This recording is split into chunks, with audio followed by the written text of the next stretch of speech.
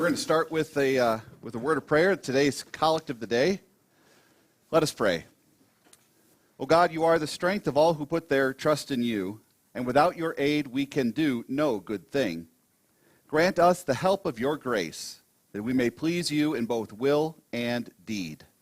Through Jesus Christ, your Son, our Lord, who lives and reigns with you in the Holy Spirit, one God, now and forever. Amen. When last we left off, we were talking about our mission goals for St. Paul in the local, national, and international realm. And so we're going to continue with that. Nope, that's not it. There it is. We're going to continue on that discussion here today. Some of the local ones that we were looking at were things like the Oaks Family Care Center and food banks, building hope in the city, some of those various ones. And a lot of this, I already started the summary of them in this month's newsletter. And so, yeah. Is it on the other side? What?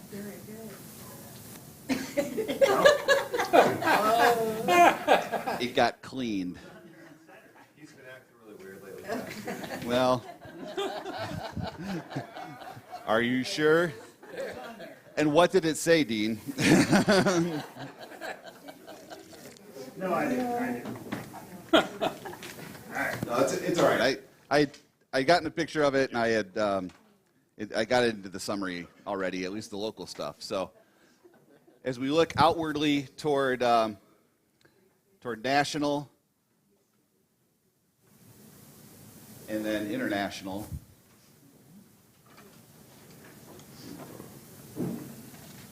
mission endeavors, what are some things that you can think of that we've already been engaging, or maybe some opportunities that you're aware of, that you've thought of, that we could possibly engage? And no fair looking at the summary in the newsletter already. I'm just kidding. I was pretty deliberate about trying not to seed each group with like what the previous group had already said, so that it sort of could be a little bit spontaneous from each group. But because what's been interesting about it is what's come up the same in each forum group, even with very different constituents that are attending. So, Charlie. Are you going for something like Lutheran World Relief? Sure. Yep. I think I put that under international.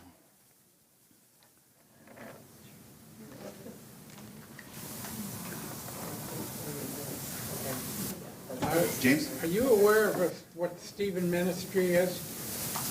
Yeah. Yes, I am. Because I came from North Olmsted, and I was under that when my first wife passed away. All right. I'm going to put local over here, just in case we get some more. I think Stephen Ministry is more a local or congregational sort of focused item. So.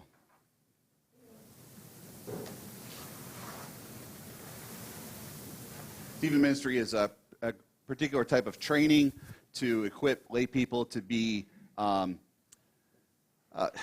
counselors exactly, but confidants, or just just to have some people to talk to and work through things like grief or conflict in the family, or just try to be spiritually helpful and nurturing and visitation.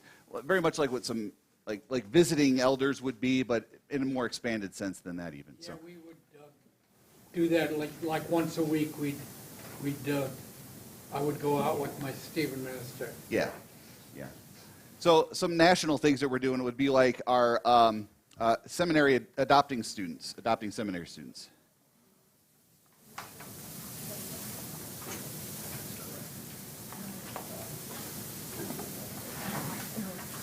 Or what goes along with adopting SEM students would be if we re-entered the vicarage program.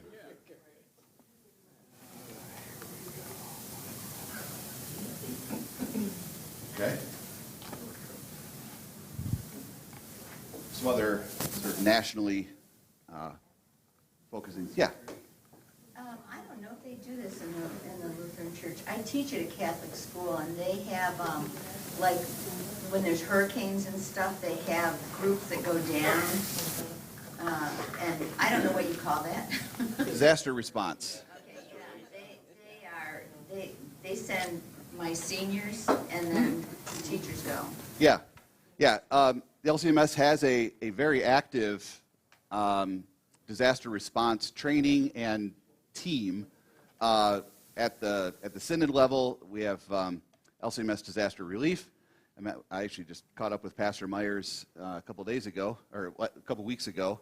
We call him, the guy in charge of that, we call him the pastor of disaster.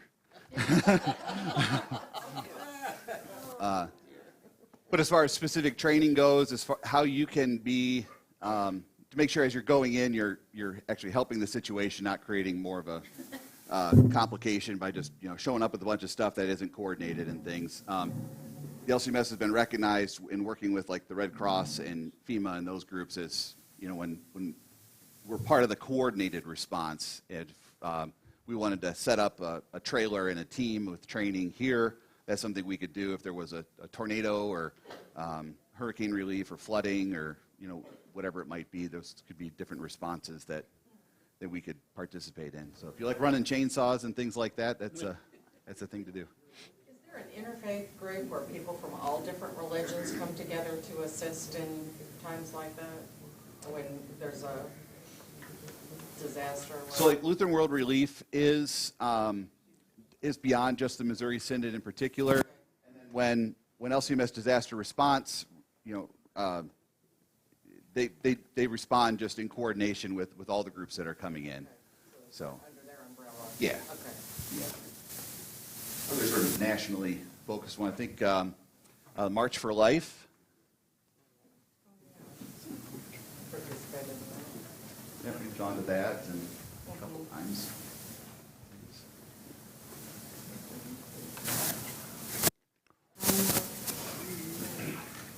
You think about it just for a second. I gotta.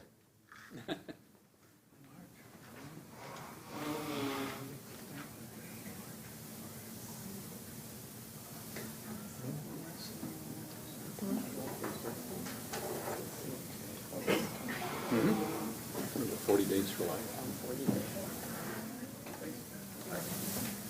Sorry about that. All right. Technical things. But all right. Any other nationally sort of oriented things that we Volunteer for humanity. all right, Habitat for Humanity.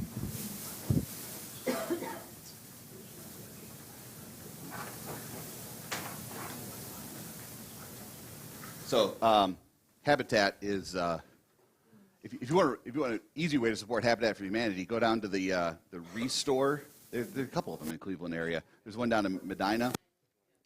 It's like become one of my favorite places to shop around for stuff. Which trustees, when we have like aging fixtures and stuff like that, and we're like, where do I find a part for this or something? We should check there because they've got bits and pieces from stuff from bygone days and stuff. Yeah, it's really pretty good stuff. Yeah, Paul. Volunteers are always wanted as crisis pregnancy centers. All right. There's, of course, one in Medina County, good one in Lorain County. It's in Elyria. Yeah. Yeah, there's one in Medina. There's Oaks in Brunswick, then Elyria as well. So there's a pretty extensive network. I've been a counselor Okay. in the area, and they have really good training programs Oh, for that. for That's excellent. counselors. that's excellent. Okay. Good. All right. So let's sort of put a pin on some national things, and then let's look international, some opportunities that we might have there, and so we have some already. We are currently sponsoring a Christian who is a student in Kenya, and we're sponsoring his college education through For Kenya's Kids. About the situation in Ukraine. Okay. Yep. Yep, we've been taking donations for that, and that's been being directed through our sister church bodies directly in Ukraine, those things. So For Kenya's Kids, that was Pastor Meeker who was here a couple months ago, and he visited, and we're sponsoring one of those kids there. Ukraine, Liberia Children's Ministry.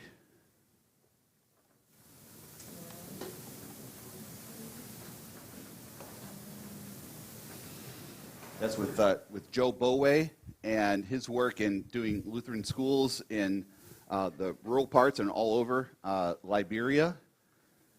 Being able to send kids to school for an entire year on, I forget what it was, it's like $20 or something like that. Gives a kid a full year's education and clothing and all those kinds of things.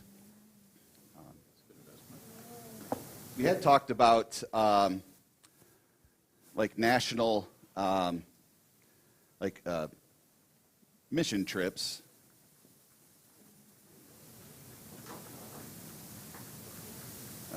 Like with HARP or other mission opportunities. We talked about doing we had looked at doing a VBS like up in Alaska at one point. I think there's also some opportunities for, as we talk about things like that, talking about what gets St. Paul volunteers, the people who would go, what gets us sort of motivated or eager to go and engage something? Is it going and teaching a VBS, or would it be going and doing a like a working project of some kind, a building or something like that? So it's, as I look out and I see, who's here today and what our different skills and interests are and things, I could kind of go both ways, and we can just sort of make some determinations as far as, do we want a particular focus for a trip of some kind? What about an international trip? I was going to say it's still national, but our LWML might go down to all these types of activities. Yeah, this certainly engages us in a lot of these aspects through that one avenue.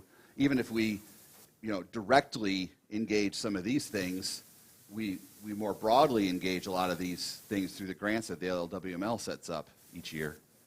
There's an organization called Agape International that works against sex trafficking of children. Okay.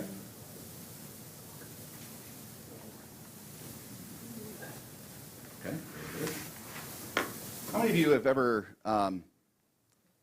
done a mission trip in general, say whether national or international? Katrina. You helped with Hurricane Humanity. Katrina. Habitat, Lynn? Honduras? No, I was just going to ask you about taking the kids, there must be where they bring all the high schoolers together for some kind of thing. Yeah. I used to take kids there from my old. Yeah, there's a once every 3-year national youth gathering that the LCMS does. They just had that. That was like 30,000 some kids or something like that. And and then there are smaller yearly national retreats through a group called Higher Things, and we've participated in those a few times. And COVID kind of disrupted those. Next summer, we're looking at re-engaging that and looking at either, where are the two places? One is San Antonio, Texas. And I think that's the one that schedule-wise might work out the best and things. So getting the kids down there to get together with other youth and just to sort of show them that you're not the only Lutherans who are teenagers and some of those things. I value that for my kids, for sure. And that kind of ties together with our local mission things and also congregational emphasis on our youth program and things like that. That can kind of be a multifaceted one. So doing a mission trip, tell me what your Scott, tell me what sort of impact did that have on you doing a trip down to with Habitat for Humanity to help with Hurricane Katrina? First of all, it's just a devastation that God could do that and put us on a different path. And then the people that you meet, it just blows your mind on, here in Ohio, Valley City, you're living your life a certain way, and then you go down there, and these people, all the stuff just got washed out into the Gulf, and they go out of their way. You're the visitor there, but they're going out of their way to make you feel at home. It was just...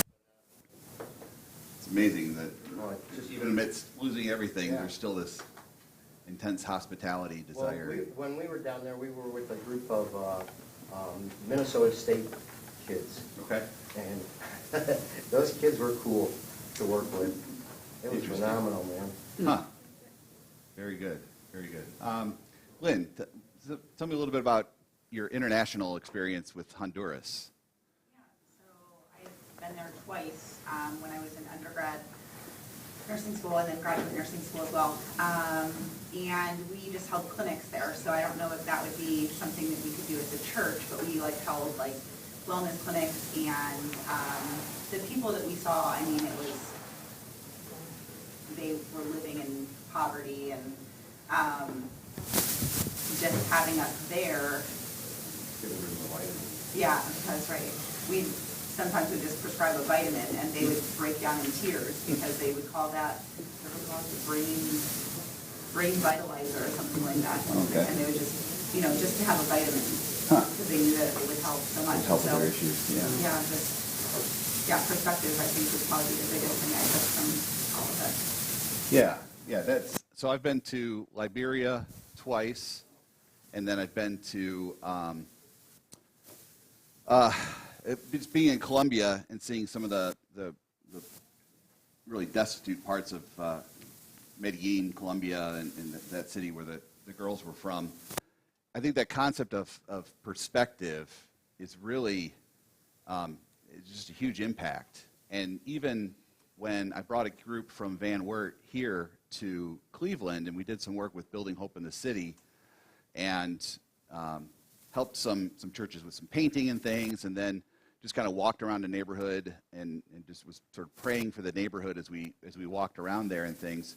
Even that gave these sort of rural Western Ohio kids who have never been inner city anything some perspective also on just a more global perspective on how other people are living, and what we see as what we have or don't have, and then what they have and don't have, and yet then their attitudes about things, like you're saying, Scott, they're joyful to receive whatever it is. They're still joyful in the midst of whatever they have, even as they're also profoundly, suffering and having those difficulties and really needing that help that we can offer them in mercy, care, as well as reaching out with the message of the gospel as well. We don't just go down there and tell them Jesus loves them and leave them, cold and sick. We bring a both and kind of perspective to those things. And then when you come home, I think it's one of those things that does profoundly impact, it sort of starts this direction, and then by gaining that perspective, the people you meet, it helps you with your perspective and interacting with the gospel more locally and in your closer part of your life as well. That if so much so that I would say, the local and the national things, if we really want to vitalize our engagement in local things, one way to really strengthen that involvement or that interest in it is to engage in something international. If we were to go, even if you're not one who's physically able to go, by supporting a group that is able to go and have them come back and sort of speak firsthand what it was like and what we were able to do as a congregation and that impact that we were able to have, begins to fuel interest and that excitement to say, well, I couldn't do that, but I can certainly do something here nearby or something like this as well. And that the momentum that it gains locally from an international connection through the whole congregation is really pretty extraordinary. I saw that in Van Wert when they sponsored me twice to go to Liberia, that there was a lot of excitement and interest within the congregation that spilled over into more local things and that we were able to engage. So that's something for us to consider. Paula? One thing I hadn't considered till just now is supporting, especially kids. I do that through Compassion International. Okay. And then there's the Franklin Graham. I've had the same girl for I think 11 years. She's in Indonesia. Yeah, Compassion International, and then Samaritan's Purse. Yeah, yeah. We did some work with Samaritan's Purse while we were in Liberia, actually. It's a good group as well. So, okay, so just some ideas there about various things. So let me get a picture of that, and then I want to move on to our... As you're taking your picture, can you break down HARP and explain to everybody what HARP is? Yes, and actually... So HARP is called acronym for Helping Appalachian Rural People, and it is an organization that the Ohio District has been closely connected with in gathering materials and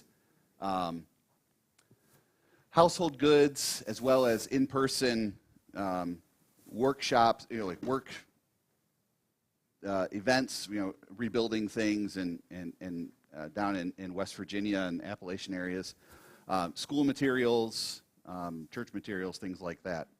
So I do have a contact person now with HARP to kind of reconnect with and things, so we do have some more information about. They did sort of retool some of they used to have a lot of support from like Home Depot and some of these things as far as building materials and these things, and those relationships have changed, and so the focus of HARP has changed also, as I understand it. But we're able still to begin reconnecting with those groups as well. So, yeah. Okay. So the last sort of larger topic before we get to sort of just hey, what else is on your mind, is something I wanted to call our legacy projects or really big picture sort of items that I don't know, Dean, if it was on there, I think I'd still be able to see it. I'm telling you, it's on the other side. The other side has a reflective coating on it for doing projection, so I know it's not on that side, which is really hard to erase. So, legacy projects.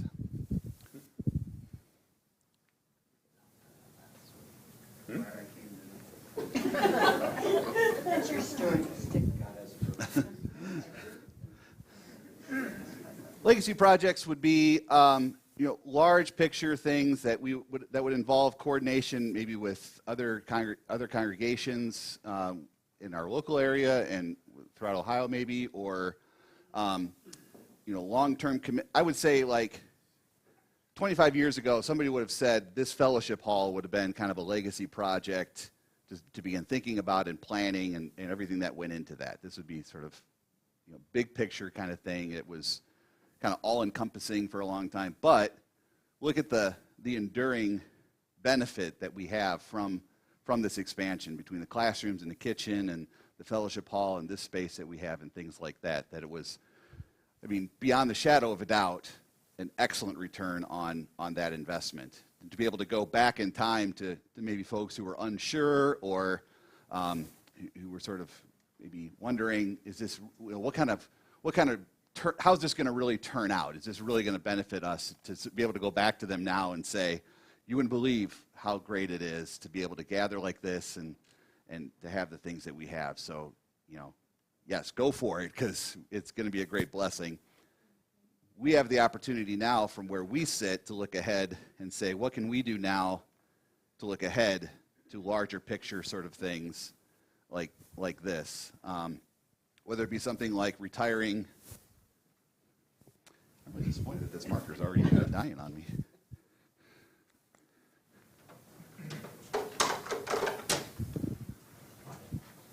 I'll go with green since it matches my hand.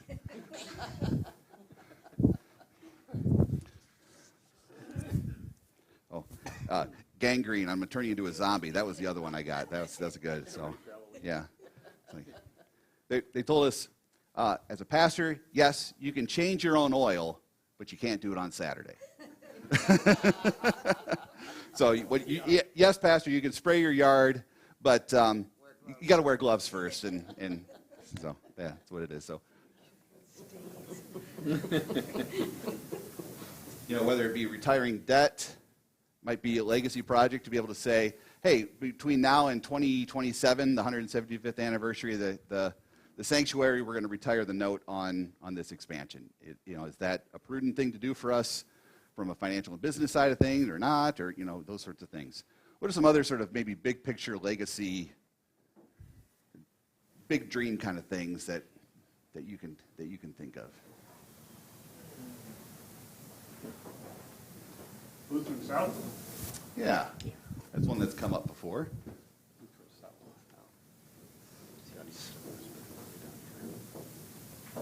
High school for the Appalachian kids.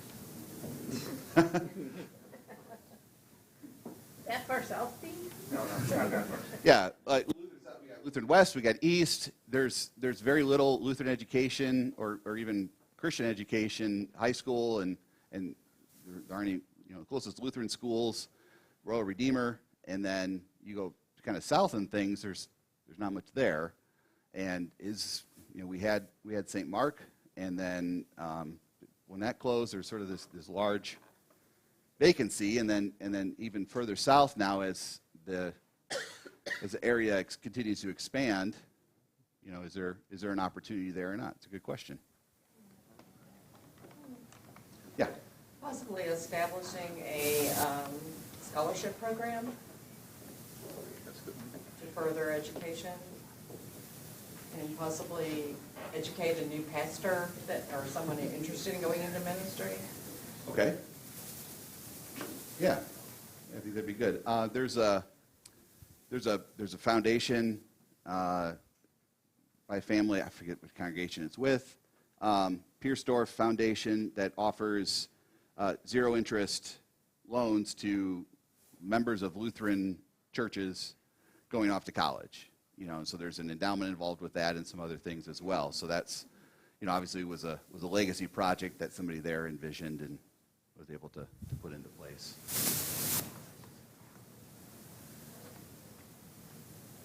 Retirement community, since my son-in-law is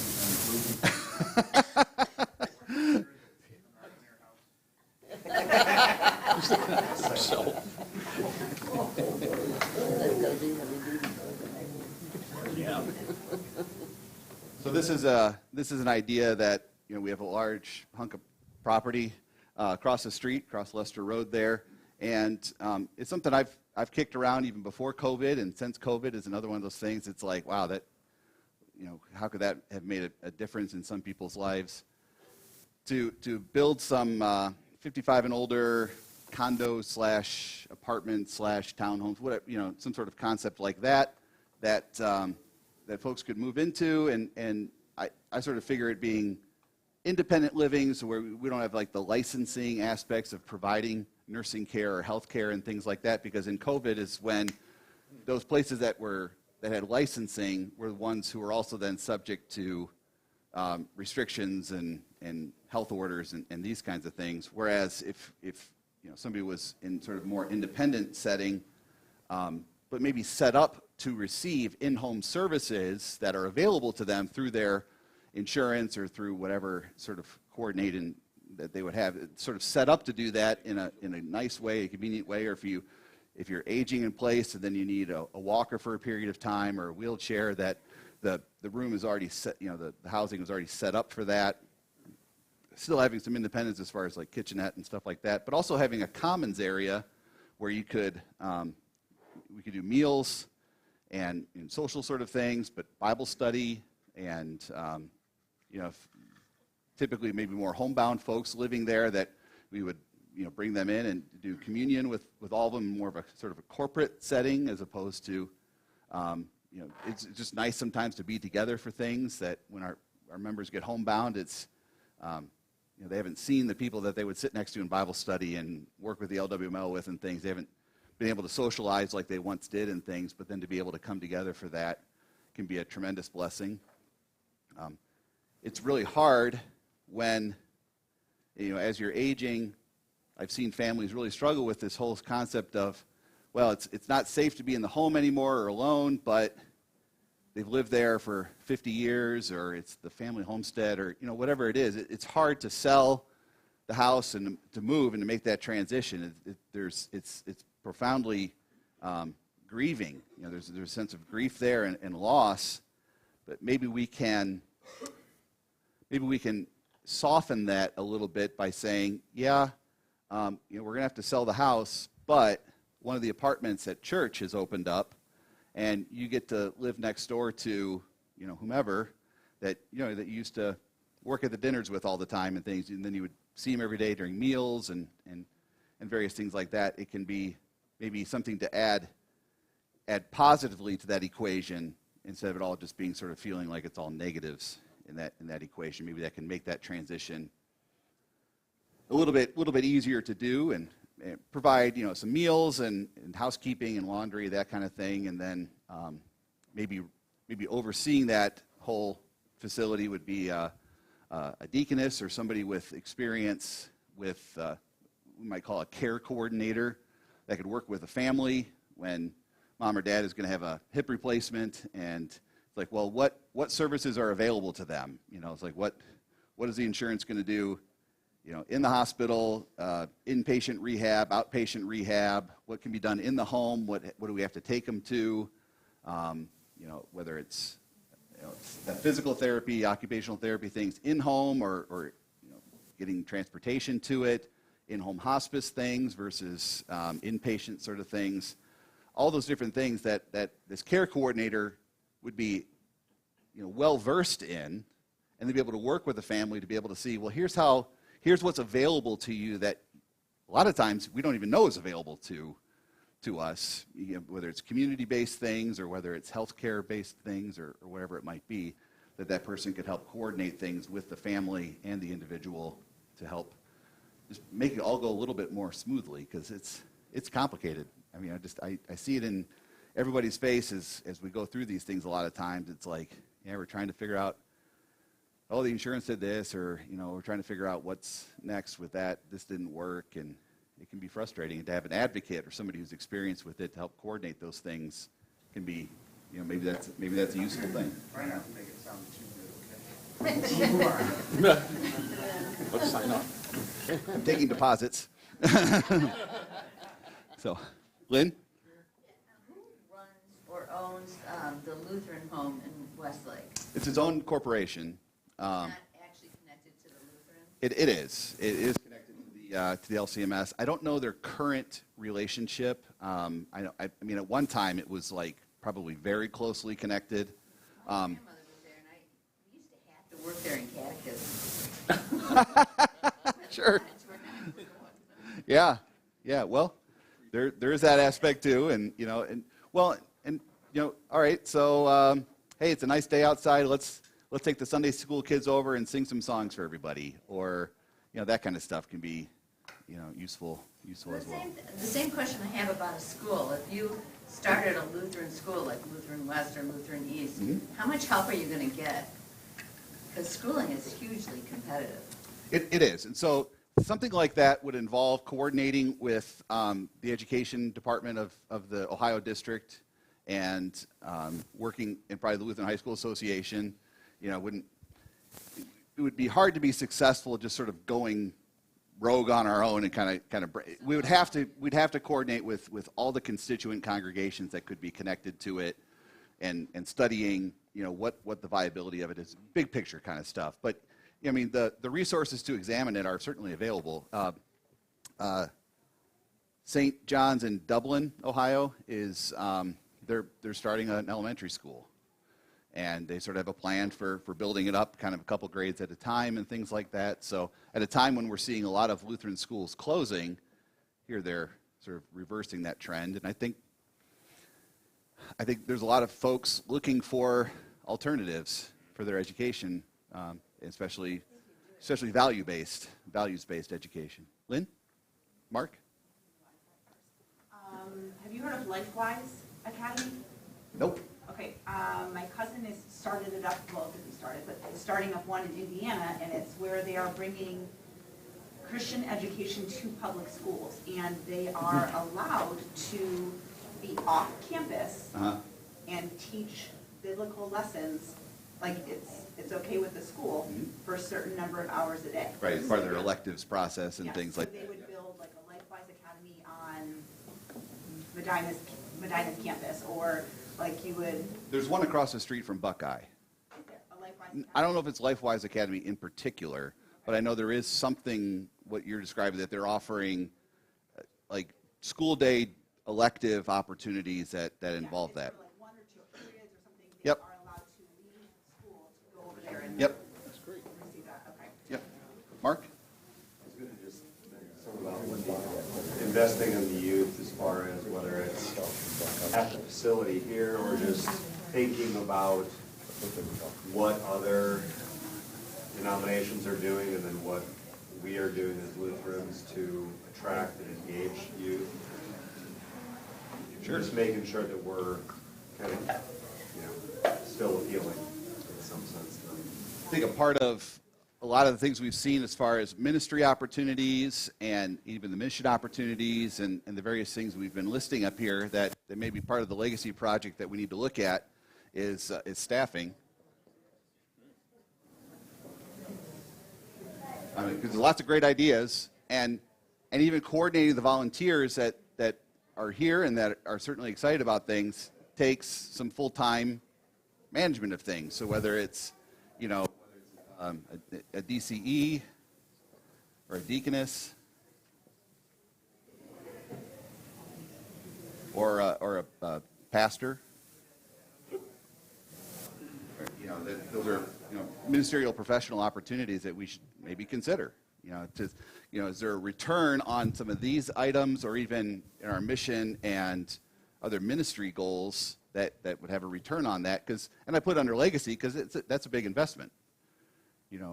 Another full-time professional church worker is a big investment, but there's also a big return on it.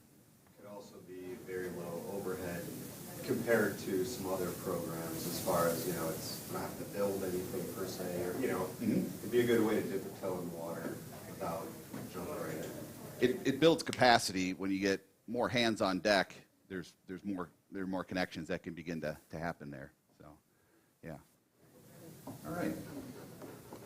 Any other sort of legacy, big picture project sort of things that come to mind? Ethel? Well, even a parish nurse, Oh, yeah. otherwise we grab every nurse we know in the congregation and ask the question. Yeah, we have a great wellness program going on right now, and Beth is sort of coordinating as a volunteer parish nursing kind of concept there. But is there something more to be done there? I think that's a possibility. They can know the Medicare and they can know the. Yeah, for sure. All right. We got that. And in our last little topic I want to touch on is a little more of a, I don't know, free for all, free flowing things that are on your mind that we haven't had a place to bring it up yet. Sort of what's on your mind, sort of thing.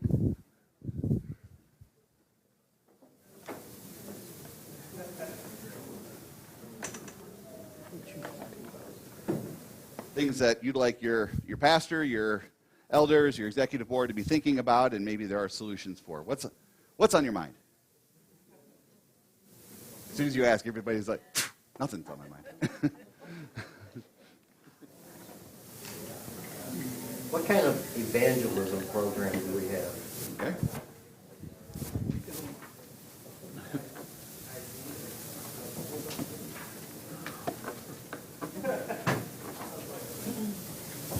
Just currently, we don't do any sort of like door-to-door sort of things, but it are things related to publicity, the website, just so that as folks maybe want to connect or looking for a church, they can easily find us, know where we are, what we're about, those sort of things. Following up on visitors is a big part of our evangelism program. There's a lot you can put into prompting people to come and visit. But I think one of the most important things to make sure we're investing in is that once they've come for a visit, how do we continue to follow up with them? Because that's kind of the whole goal of any evangelism program: have them visit. What do we do with them then at that point? So we've been focusing on that, and honestly, we've been working. The best evangelism program I can possibly know is you keep inviting people. I would say pretty much 90% of all the people that have joined the congregation since I've been here have been invited by somebody.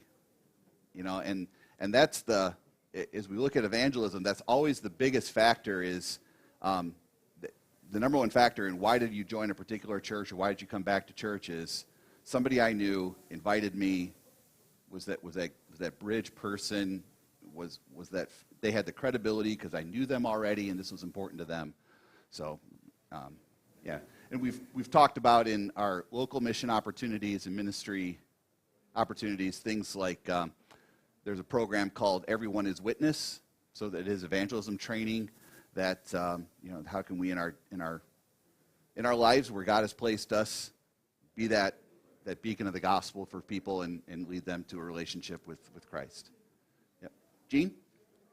A couple of experiences that I've had is when I was a member of St. Mark, we had a nice program set up where the secretary would call anybody that's visited and ask if we had a group that was somewhat, we were trained, and ask if they would like a visit from one of the members. And we'd always go at 2.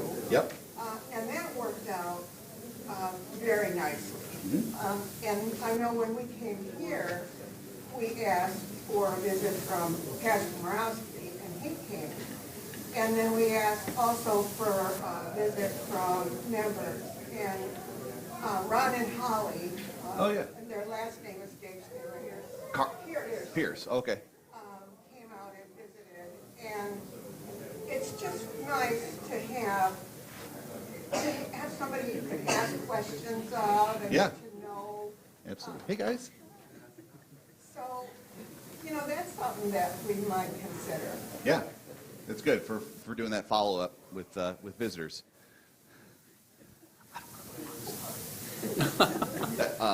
Their son, Gabe, is going to be baptized in the late service here. That's Carolyn and Kyle and their 3 boys and Gabe as well. So, yeah, Penny. Do we do anything once a year or something for responders, emergency responder people, or the military, or even people like that? Good idea. Might gain a member. Good thoughts. All right, we got 30 seconds. Anyone else? All right, excellent. Thank you again for all your input here and for everybody who attended all the forums and gave input on all those various things. Take a look in the newsletter and how some of those things have sort of coalesced into some lists, and there's a few that I'll add to that came up today that I hadn't seen previously, and that's excellent. And the next step will be the elders and the executive board kind of looking at some of those things and possibly at like the next voters meeting or even before that, finding a way for the congregation to give input on beginning to narrow some of these things down into what are the things that are most within the skills and interests and what gets us excited at St. Paul from these things. Because, we'd love to do all of them, but we can't. We just don't have the resources to do that, and we're probably better off focusing on a few and doing them really well, knowing that we'd love to do all of them, but sometimes we have to say, this is the one that we can do really well right now, and we'd love to do those other things later on or at another time, or we just have to leave those into God's hands so that he will find somebody to fulfill those items so that we can do this particular one. This is what we're called to right now, and just go from there. So we'll be looking for some more input on how we focus these interests and opportunities. So, great. Thanks again for everybody's input. Next week, LWML will be presenting on some things, and then after that, we're going to start looking at the large catechism on the Lord's Supper. You must go nuts when people say my old church. I did want to say, when you came to our house, you're the reason you came. You mean so much when you gave the lead and the Bible.